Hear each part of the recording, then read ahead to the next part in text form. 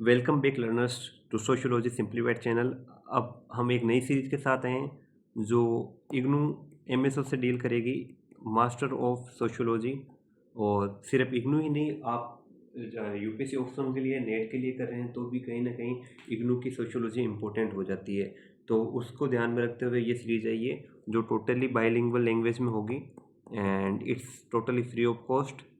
और इसमें हम जैसे जो पहले सीरीज चलेगी वो अब बिट डेप्थ में चलेगी, कॉन्सेप्ट्स को बिल्डअप करने के लिए, और डेप्थ में चलेगी, लेकिन हर एक सेशन अराउंड 20 to 40 मिनट्स का होगा। तो उस 20 से 40 मिनट के अंदर एक यूनिट कवर करेंगे, और वो धीरे धीरे एक एक यूनिट करते हुए कंप्लीट एमएसओ जो सोशियोलॉजी है इग्नू की वो कंप्लीट कवर करेंगे।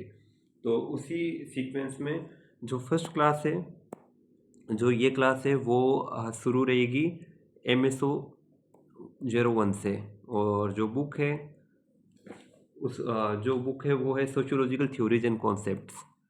तो एज वी नो, इसकी हेडिंग से पता चल रहा है ये कंप्लीट इस बुक में सोशियोलॉजिकल थ्योरीज और उनके कॉन्सेप्ट्स को कैसे सोशियोलॉजी इवॉल्व हुई उसके रिगार्डिंग डिस्कशन करेंगे। एंड सबसे पहले यूनिट रहेगा वो social theory and it's context रहेगा। तो इसके रिगार्डिंग,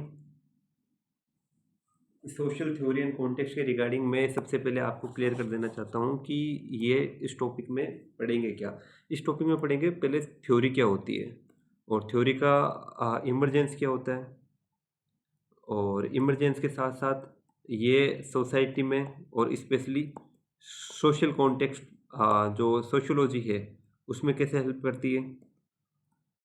उसके बाद थ्योरी का कॉन्टेक्स्ट क्या होता है वो देखेंगे, मॉडर्न टाइम में रिलेवेंस क्या रहता है, और जिस समय थ्योरी आई उस समय क्या रिलेवेंस था।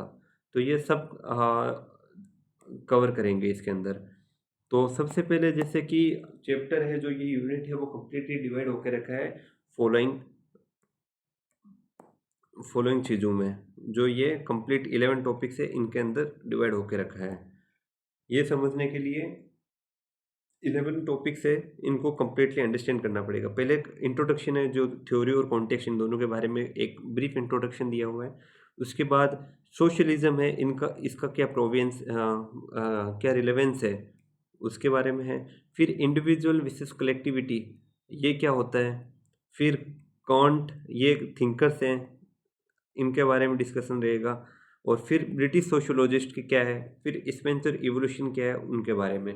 तो इसका ये जो फर्स्ट क्लास है ये थोड़ी ब्रीफ क्लास रहेगी, तो ये हल्की लेंथी रहेगी। तो इसमें मैं आपको पहले सोशियोलॉजी का कॉन्टेक्स्ट दूंगा कि सोशियोलॉजी इवोल्व कैसे हुई। बिना कॉन्टेक्स्ट के समझने में काफ़ी तकलीफ होगी, इसीलिए कि जैसे जो सोशियोलॉजिस्ट हैं वो स्पेशली फ्रेंच और ब्रिटिश, टोटली मीन्स यूरोप से ही क्यों आए स्टार्टिंग में, और इसका डेवलपमेंट 18 सेंचुरी में ही क्यों हुआ, पहले क्यों नहीं हुआ। पहले होता तो इंडिया में क्यों नहीं हुआ। इंडिया भी तो हो सकता था, चाइना भी हो सकता था, इजिप्ट भी हो सकता है, यहाँ पे भी सिविलाइजेशन थे। But sociological as a subject Europe में क्यों हुआ। तो इसके लिए सबसे पहले समझना होगा कि हिस्टोरिकल बैकग्राउंड में देखें तो 3rd BC है, उसके अराउंड यूरोप में नो डाउट थिंकर्स थे। Even India, China and Egypt, ये तो सिविलाइजेशन थे। रोम, ये 4 सिविलाइजेशंस में तो पहले से ही थे, लेकिन रोम के जो थे उनके कारण 3rd BC में प्लूटो, अरिस्टोटल एसेट्रा वो थिंकर्स थे, लेकिन उन्होंने as specific sociological terms use नहीं किए। तो उसके बाद क्या हुआ कि जैसे ये रोम का रिलेवेंस खत्म हुआ, तो धीरे धीरे यूरोप में डार्क एजेस आ गई। अब डार्क एजेस से क्या रिलेवेंट है, डार्क एजेस से मीन्स है कि जैसे 3rd BC से एडी आने में लगभग 300 ईयर्स का जो टाइम स्पेन है, इस समय धीरे धीरे एक तो रोम का डाउनफॉल आ रहा था एंड उधर से रिलीजन जैसे इमर्ज कर रहा था। तो रिलीजन इमर्ज करते करते फिर नेक्स्ट 300 ईयर्स, मतलब 3rd सेंचुरी ऑफ एडी, उस समय तक रिलीजन का बहुत ज़्यादा डोमिनेंस आ गया था सोसाइटी के अंदर। और फिर एवरीथिंग जो भी नेचर में हो रही थी उसे रिलीजन से रिगार्ड कर रहे थे कि ये धर्म के कारण हो रहा है, गॉड गॉड के कारण ये हो रहा है। There was nothing called scientific temperament, और जो कोई यूज कर रहा था उसे एकदम लाइटली लेते थे और उसे कहते थे ये गॉड के अगेंस्ट है, तो उसके खिलाफ सोसाइटी हो जाती थी। तो कोई स्पेसिफिक साइंटिफिक टेम्परामेंट नहीं होने के कारण भी सब्जेक्ट की जो नींव नहीं रखी। नो डाउट उस समय भी सोसाइटी के ऊपर चर्चा हो रही थी, उस समय भी सोसाइटी के बारे में कुछ ना कुछ सिद्धांत आ रहे थे, प्रिंसिपल्स आ रहे थे, लेकिन वो इस लेवल के नहीं आ रहे थे कि जो एक स्पेसिफिक सब्जेक्ट को जन्म दे दे। उसके बाद जो अराउंड 12th सेंचुरी के आसपास जब वॉर्स एंड ज़्यादा इन्वॉल्व होने लगे, तो फिर कॉजेस पता चलने लगे।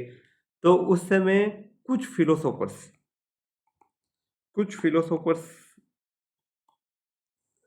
कुछ फिलोसोफर्स आए जिन्होंने एग्जिस्टेंस ऑफ गॉड को क्वेश्चन किया।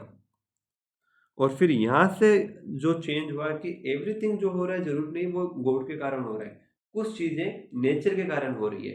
तो यहाँ पे गॉड एंड नेचर दोनों साथ में एग्जिस्ट करने लगे। लेकिन ये टाइम पीरियड एक इम्पोर्टेंट टाइम पीरियड था, बिकॉज ये टाइम पीरियड ही 18th सेंचुरी में इनलाइटनमेंट टाइम पीरियड को जन्म देता है, क्योंकि इस टाइम पीरियड से लगभग 400-500 साल तक गॉड के एग्जिस्टेंस पे क्वेश्चंस आने लगे। जो गॉड के बारे में थिंकिंग थी कि उनके कारण ही सनराइज होता है, उनके कारण सनसेट होता है, everything were devastated due to theories of modern scientific temperament philosophers, and we can call after 16th century some kind of scientist also. तो इस कारण 18th सेंचुरी में सोशियोलॉजी आई। अब 18th सेंचुरी में आई तो उस समय भी स्पेसिफिक 3 रीजन्स थे। Let me come to next phase, वहाँ आपको मैं अच्छे से समझा सकता हूँ। उस समय जैसे 18th सेंचुरी में 3 से 4 मेन रीजन थे। पहला इनलाइटनमेंट,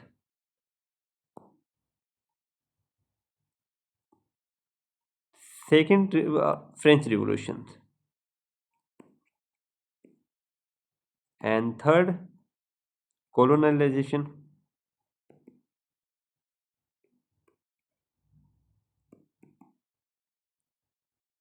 ये सबसे मेन थे। और इनमें एक और जो मेन था वो था इंडस्ट्रियलाइजेशन। ये एक दूसरे से इंटरलिंक भी है।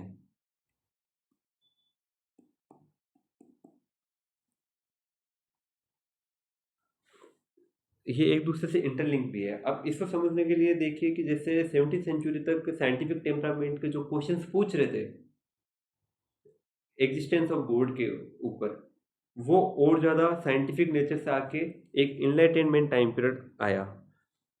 और ये इनलाइटन टाइम पीरियड फिलोसॉफिकली देखें तो उस समय भी आता है जिस समय सोसाइटी के अंदर वेल्थ ज़्यादा हो जाती है एंड खाने पीने के लिए सब मिल जाता है, तो उस समय वो साइंटिफिकली सोचना शुरू करते हैं।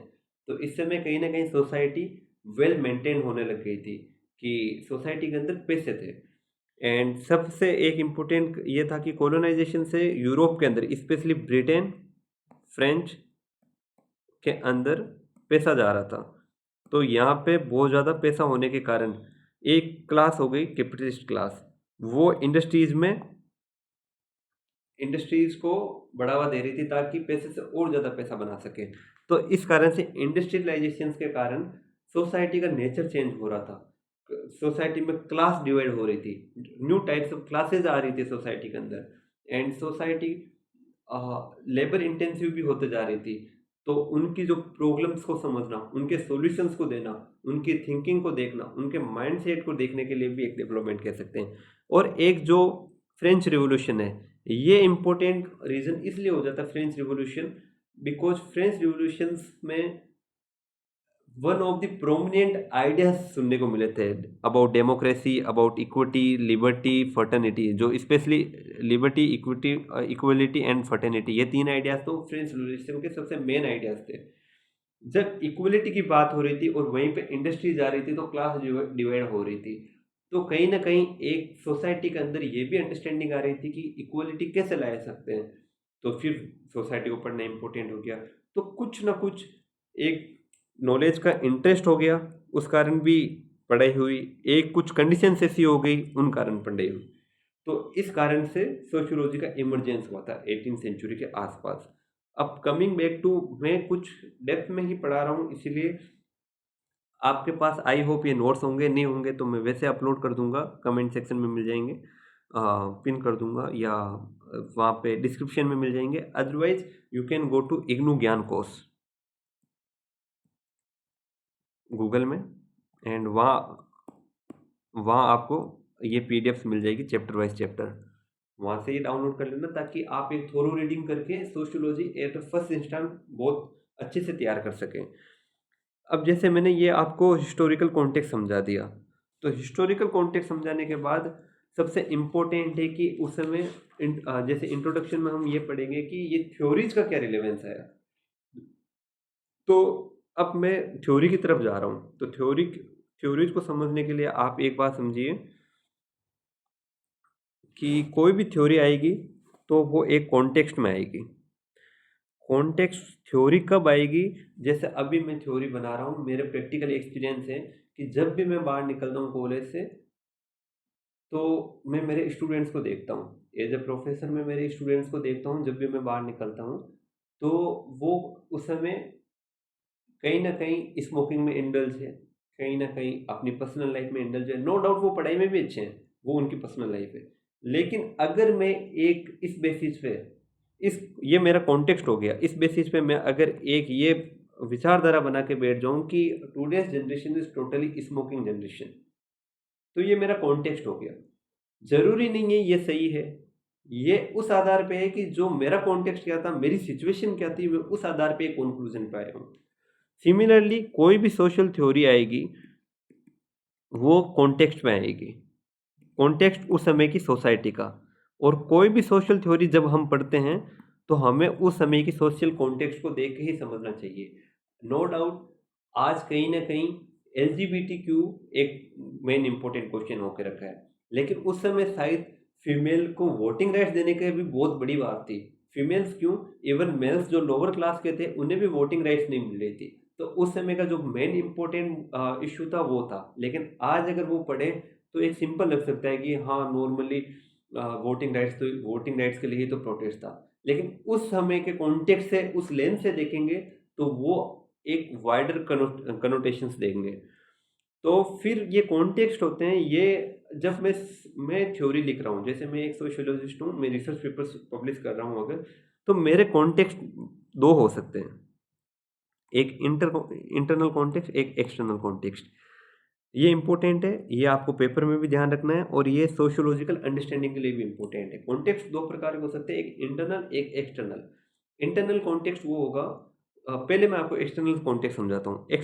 एक्सटर्नल कॉन्टेक्स्ट समझने के लिए आपका जो फिजिकल इन्वायरमेंट है, जो फिजिकल सोशल इन्वायरमेंट है, सोसाइटी है, आपकी फैमिली है, आपकी लीनियज है, आपकी कम्युनिटी है, आपका रिलीजन है, एक्सेट्रा, ये आपके एक्सटर्नल है जो दिख रहे हैं। और कहीं ना कहीं इनके जो आइडियाज होते हैं वो अंदर ही अंदर इवॉल्व होने लगते हैं, और इससे ही इंटरनल डिस्क्राइब होता है। इंटरनल इंटरनल कॉन्टेक्स्ट ये होता है कि आप किस विचारधारा से, किस आइडियोलॉजी से आप प्रभावित हो, किस आइडिया से आप प्रभावित हो। Maybe a patriarchy, then you will be finding everything perfect, कि वुमेन्स को राइट्स नहीं मिल रहे, नहीं परफेक्ट है because mens are superior. Maybe you are neutral, जब आप न्यूट्रल रहेंगे तो आपको दिखेंगे no, womens are totally equal, and this must be having some good amount of decision saying, rather not only good amount, they should having equal amount of decision making। तो ये ideology हो सकती है, कुछ आइडियाज हो सकते हैं, कुछ वैल्यूज से हो सकते हैं, लेकिन ये सबसे इंपॉर्टेंट बात है, ये इंटरनल आइडियाज कहाँ से इन्फ्लुएंस होंगे, एक्सटर्नल इन्वायरमेंट से ही तो इन्फ्लुएंस होंगे। ये तो है नहीं कि इंटरनली में बैठे बैठे मेरे अंदर कोई एक इस प्रकार से एक लिमिटेड आइडियाज आ जाएंगे। वो कहीं ना कहीं मैं डे टू डे लाइफ को देखूंगा, day to day life observe करूंगा, कुछ आइडियोलॉजी को ऑब्जर्व करूंगा, तो उस अंदाज से वो मेरे अंदर इम्बेंड हो जाएंगे। तो इंट्रोडक्शन में यही है कि कॉन्टेक्स्ट क्या होता है, थ्योरी का कॉन्टेक्स्ट, और उसे समझाने के लिए जैसे देखिए ये लाइन्स आप देखिएगा, द इनर कॉन्टेक्स्ट एंड फिर background and mind set of the theorist and also the strong influence and ideas that motive the thinker to became a social theorist. उसके बाद जैसे आउटर कॉन्टेक्स्ट के बारे में बताया कि ये ओवरऑल इन्वायरमेंट है, सोशल फिजिकल जो सोसाइटी इम्बिटेंट है वो है। उसके बाद जैसे मैंने कहा था कि 18th सेंचुरी से शुरू हुआ और इंडिया में 20th सेंचुरी से जो सोशियोलॉजिकल ढंग से डेवलप होने लगी थी। फ्रेंच रिवॉल्यूशन जैसे 1789 में हुआ था, वो अर्जेंट कॉन्टेक्स्ट बना दिया कि कुछ ना कुछ इम्पोर्टेंट पढ़ाई करनी ही पड़ेगी सोसाइटी के ऊपर। एंड उसके बाद ये सब वही बातें हैं कि जैसे क्लास कैपिटलिज्म क्लास वगैरह आ गई, अलग अलग क्लासेज आ रही है, उनको पढ़ना है, फ्री ट्रेड वगैरह, ये जो भी है ये इंट्रोडक्शन के अंदाज से है। ये नॉर्मल पढ़ने के लिए कि उस समय इम्पोर्टेंट क्यों है सोशियोलॉजी पढ़नी। फिर आता है प्रोमिनेंस ऑफ सोशलिज्म। सोशलिज्म का प्रोमिनेंस है कि उस समय सोशलिज्म पढ़ना क्यों इतना इम्पोर्टेंट हो गया, सोसाइटी को पढ़ना इतना इम्पोर्टेंट क्यों हो गया। तो वही बात है कि कुछ ना कुछ फैक्टर्स इसे इम्पोर्टेंट क्रिएट किए, और ये एक प्रकार से रिएक्शन की तरह था। जो उस समय इनलाइटनमेंट हो रहा था, फ्रेंच रिवॉल्यूशन हो रहा था, जो भी हो रहे थे उनकी एक रिएक्शन के रूप में था। और उसके बाद जैसे अलग अलग जो सिस्टम्स थे उन्हें भी समझना था, जैसे पोल्यूशन और क्राउडिंग, इनएडुकेट ट्रांसपोर्ट सिस्टम, इन सब को समझने के लिए और इनका प्रॉब्लम्स देख के इनका सॉल्यूशंस निकालने के लिए भी इम्पोर्टेंट था। ये कॉन्टेक्स्ट ऑफ सोशल थ्योरी मैंने आपको समझा दिया कि जिस कॉन्टेक्स्ट में बनी है सोशल थ्योरी हमें उस कॉन्टेक्स्ट में समझनी चाहिए, एंड उस कॉन्टेक्स्ट को समझ के ही करनी चाहिए। उसके बाद आता है सबसे इम्पोर्टेंट, इंडिविजुअल विसेस कलेक्टिविज्म। ये जब कोई भी स्टडी कर रहे होते हैं उस समय हमें होलनेस, सोशलिज्म में देखना चाहिए, होलनेस देखना चाहिए। मैं एक आपको एग्जांपल देता हूँ, you might be conscious about this. मैं आपको जैसे एक एग्जांपल देता हूँ, आप समझिए कि आप हिंदू सोसाइटी, आप रिलीजन की स्टडी कर रहे हैं, रिलीजियस प्रैक्टिसेस की स्टडी कर रहे हैं, और जब आप स्टडी कर रहे हैं आप, यू माइट बी ए मुस्लिम, तो आप सिर्फ स्पेसिफिक टू मुस्लिम कर रहे हैं, तो वो गलत है। इसमें होलनेस नहीं है। होलनेस तब आएगा जब आप हिंदुइज्म की भी साथ में कर रहे हैं, सिखिज्म के साथ में कर रहे हैं, जूइस की भी साथ में कर रहे हैं, एवरीथिंग अबाउट रिलीजन आप साथ में कर रहे हैं। वहीं पे अगर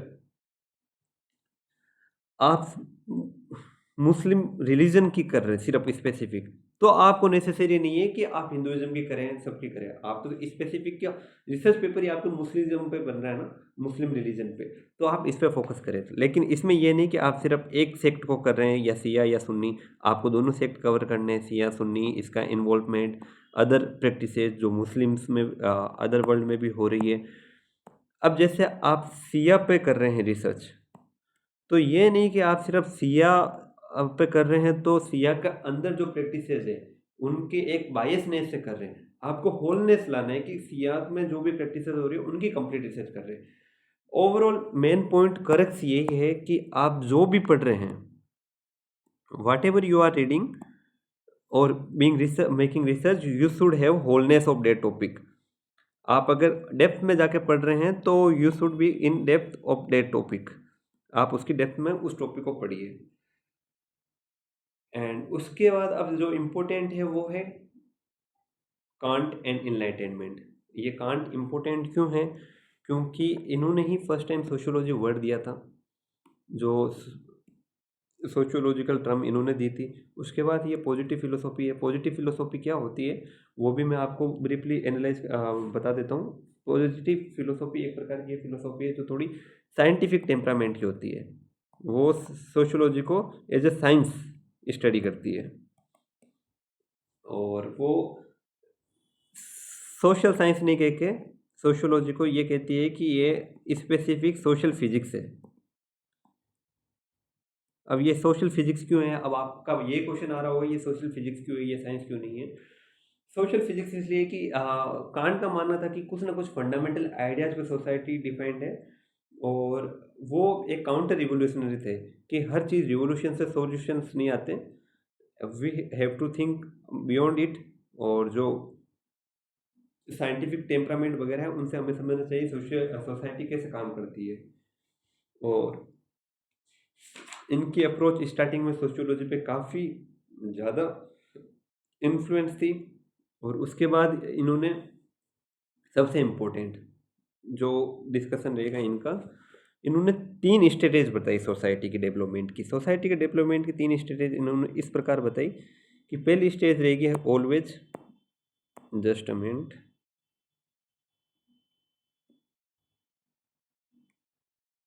पहली स्टेज रहेगी ऑलवेज थियोलॉजिकल स्टेज,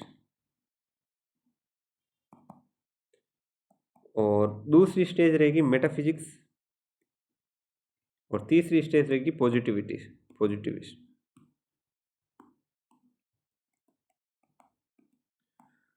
इनका मानना था कि जो थियोलॉजिकल स्टेज है, जो मेटाफिजिक्स है और पॉजिटिविज्म, ये तीनों टाइम पीरियड के साथ आते हैं। इनका मानना था कि जो ये, जैसे यहाँ पे लिखा भी है, एक मिनट, इनका मानना था जैसे कि ये 300 तक था, 380 तक था, जब सुपर नेचुरल पावर्स पे ही बिलीव करते थे। जो सोसाइटी है वो गॉड का ही प्रोडक्ट है। फिर मेटाफिजिक्स में नेचर को प्रोडक्ट मानने लगे एंड गॉड का भी एग्जिस्टेंस था, but mainly nature. Positivistic stage में क्या होता है कि intellectual confusions that lead to social energy. इनका मानना था कि कुछ ना कुछ सोसाइटी को चेंजेस करती रहती है, और वो इंटेलेक्चुअल क्लास होती है जो नेचर और गॉड से डोमिनेट करके वो हर एक का एक साइंटिफिक मैनर में आंसर देने का चाहती है। फिर आते हैं डरखाइम। डरखाइम का मानना था कि डरखाइम जैसे वन ऑफ द प्रोमिनेंट है, इनकी स्टडीज जैसे सुसाइड पे हैं, इनकी स्टडीज सोशल चाउस पे है, इनका सबसे सोशल फैक्ट्स पे है। इनका सबसे मेन था कि सोशियोलॉजी को पढ़ना कैसे है। सोशियोलॉजी को पढ़ने के लिए इन्होंने एक कहा था कि सोशल फैक्ट्स, ये one of the most important word है। ये सोशल फैक्ट्स ऑलवेज रिलेवेंस करेगा डरखाइम से। इनका मानना था कि there is everything, there is a fact, हमें वो फैक्ट समझना है, उस फैक्ट को सोशल कॉन्टेक्स्ट में समझना है और उसका रिलेवेंस देखना है। उन्होंने कहा कि इस प्रकार से ये जो फैक्ट है वो एक साइंटिफिक टेम्परामेंट का फैक्ट है, और उस फैक्ट को फैक्ट के अंदाज से ही एक्सप्लेनेशन करना है। तो इस केसेज में इन्होंने जैसे ये सोशल फैक्ट्स के बारे में इन्होंने कहा, एंड उसके बाद इन्होंने जैसे फैक्ट्स कलेक्ट किए, फैक्ट्स कलेक्ट करके उन्होंने उसके ऊपर रिसर्च की। रिसर्च करके उन्होंने कहा एक कॉन्शियस रिसर्च के बाद इन्होंने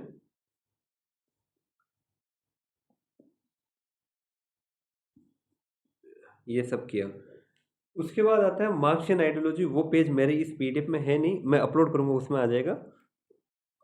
Marxian ideology, Marxian ideology, marks की आइडियोलॉजी इस प्रकार थी, ये भी एक प्रकार से प्रोमिनेंट थिंकर थे। इन्होंने कभी सोशियोलॉजी के ऊपर रिसर्च नहीं की, लेकिन ये थिंकर थे। इनकी जो प्रोमिनेंट थिंकिंग थी वो इस प्रकार थी कि ऑल दी क्लासेस, जो लेबर क्लास है, जो वर्किंग क्लास है, वो कैपिटलिस्टिक क्लास के विरुद्ध आ जाए, और वो विरुद्ध आके उन्हें रिमूव कर दे, रिमूव करके एक टोटल सोसाइटी बनाए। ये इनका इम्पोर्टेंट कंट्रीब्यूशन था। इनके बारे में हम और डेप्थ में आगे पढ़ेंगे। फिर एक वेबिरियन आइडियोलॉजी आती है। वेबिरियन आइडियोलॉजी कहती है कि जो ब्यूरो, इन्होंने जैसे मार्क्स वेबर थे, इनकी जो मेन रिसर्च थी, वो मेन रिसर्च ही इनकी इकोनॉमिक डिटर्मिनिज्म पे थी। और उसके बाद इनकी जो मेन क्वेश्चन आता है वेबिरियन थ्योरी पे, तो इन्होंने सोशल फैक्ट नहीं मानते हुए इन्होंने कहा कि सोशल प्रोसेस होता है। जो सोशल प्रोसेस होता है वो कुछ कोज के कारण आता है, कुछ कोज के कारण सोशल प्रोसेस सोसाइटी में आता है। इसके बाद इन्होंने ऑथोरिटी को ऊपर बताया। ऑथोरिटी के बारे में इन्होंने 3 प्रकार की ऑथोरिटी बताई। इन्होंने 3 प्रकार की ऑथोरिटी बताई। ऑथोरिटी के 3 टाइप्स बताए। फर्स्ट टाइप था इनका ट्रेडिशनल,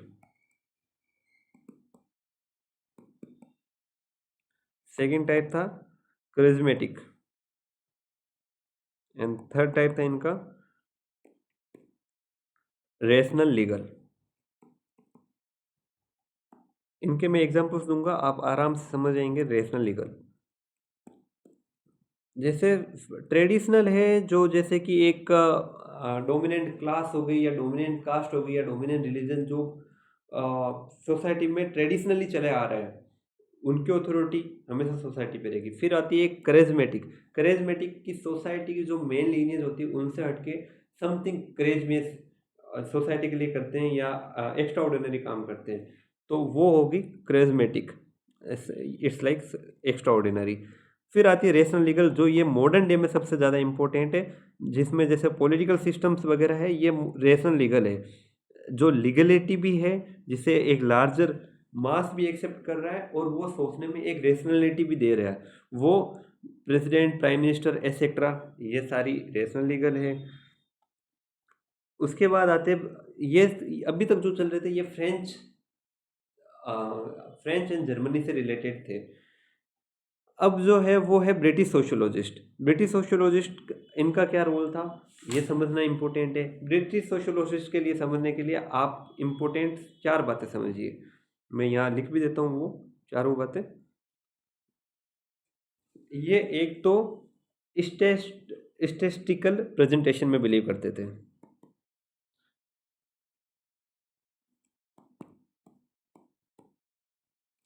स्टेटिस्टिकल प्रेजेंटेशन में बिलीव करते थे। अब ये क्या होता है वो अभी मैं बाद में बताऊंगा।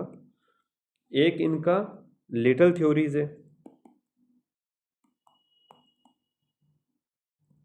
एक इनकी कोई सिस्टमेटिक बेसिस नहीं है, नो सिस्टमेटिक बेसिस।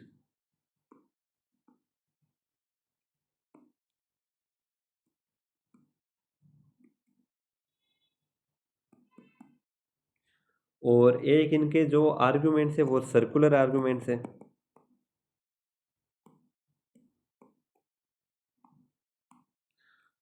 और एक इनकी मेनली रिसर्च इंडिविजुअल प्रॉब्लम्स पे है।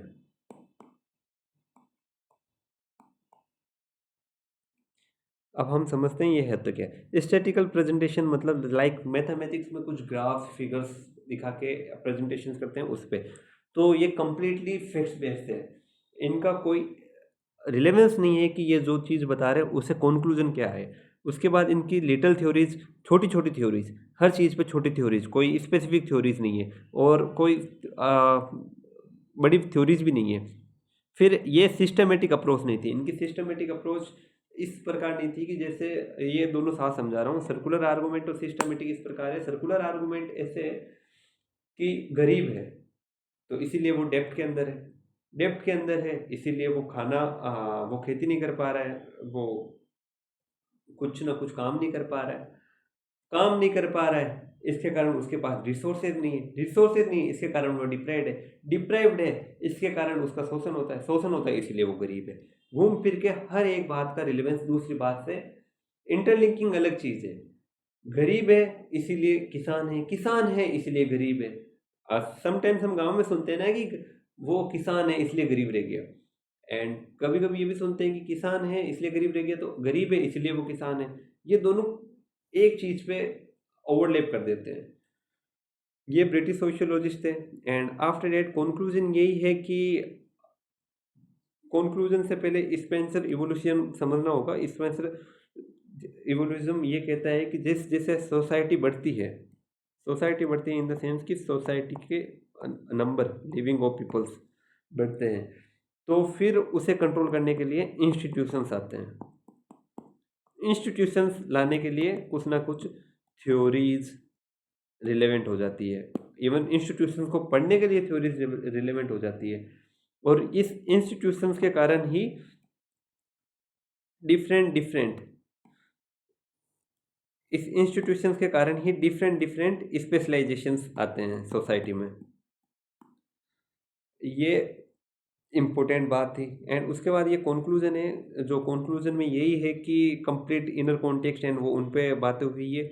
जो इनर कॉन्टेक्स्ट होता है वो है, कंक्लूजन यही है कि थ्योरी किस प्रकार से कॉन्टेक्स्ट पे डिपेंड होती है, जिस प्रकार से कोंट कोंट के टाइम पे जो सिचुएशन थी उन्होंने उस अंदाज की स्टडी की। उन्होंने सोशल फिजिक्स के दिया। जिस प्रकार से डरखाइम ने की तो उन्होंने सोशल फैक्ट का, क्योंकि उस समय साइंटिफिक टेम्परामेंट इम्पोर्टेंट हो रहा था। जिस प्रकार से मार्क्स ने की तो मार्क्स थ्योरीज और प्रैक्टिकल मीन्स की तरफ ही जा रहा था सिर्फ। और जिस प्रकार से वेबर ने की तो वेबर ने सोशल प्रोसेस के दिया, सोशल फैक्ट्स ना के। तो ये जो इम्पोर्टेंट है, तो ये हर एक कॉन्टेक्स्ट टू कॉन्टेक्स्ट चेंज हो रहे हैं। तो जो भी कॉन्टेक्स्ट है उस अंदाज से थ्योरी जाएगी।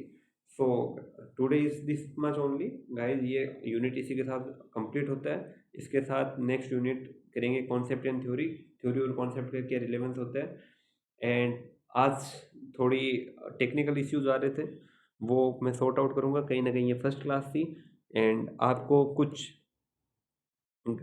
सजेशंस देनी है या फीडबैक देनी है, you can give me directly here, और I can give you a kind of email ID or a Google form later on. By that we can interact on a regular basis. I hope you will be with me in whole this series. कुछ technical issues के कारण मैं शायद उतना अच्छे से इफ़िशिएंटली पढ़ा नहीं पाया। नो डाउट कंटेंट परफेक्ट था, लेकिन वो कहीं ना कहीं डाइवर्ट आप भी हो रहे थे, जैसे बीच बीच में स्क्रीनशॉट्स वगैरह हो रहे थे। I will sort it out.